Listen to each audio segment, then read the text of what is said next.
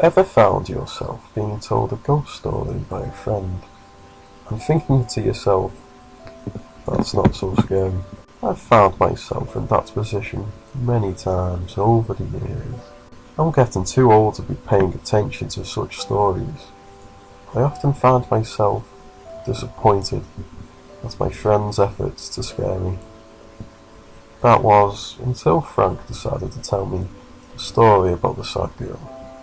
Upon hearing the name, I instantly thought to myself, Frank, you poor soul, you've fallen right into generic before you've even begun. But I still allowed him to continue with his story out of fairness. Frank told me about the sad girl. She wasn't a ghost or a monster. She was meant to be something different, something between this world and the next. Frank claimed she would appear on the street corners while always crouched and weeping with her face hidden. Frank said that she could appear at any point, even in broad daylight. I had to hand it to Frank. That was a little different from the usual. Don't go out at night was the scares my friends used to use. Frank said that the girl would sit and cry until someone would approach her, at which point she would disappear. Frank added that after their encounter, most who saw the sad girl would have an accident of some kind. Some rarely fatal, but enough to cause alarm, such as breaking a leg or something.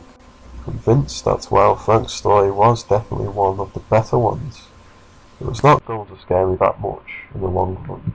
However, it only took me a few minutes to become unnerved when, much to my surprise, I found a girl sitting on the corner of the street crying, her face hidden as she wrapped her arms around her knees.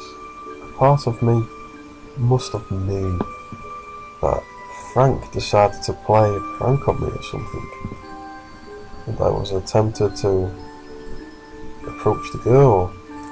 I ultimately backed away though, and went the opposite direction. The next day I called up Frank, and he claimed he never did anything. I let it pass, but I still don't suspect he's trying to scare me.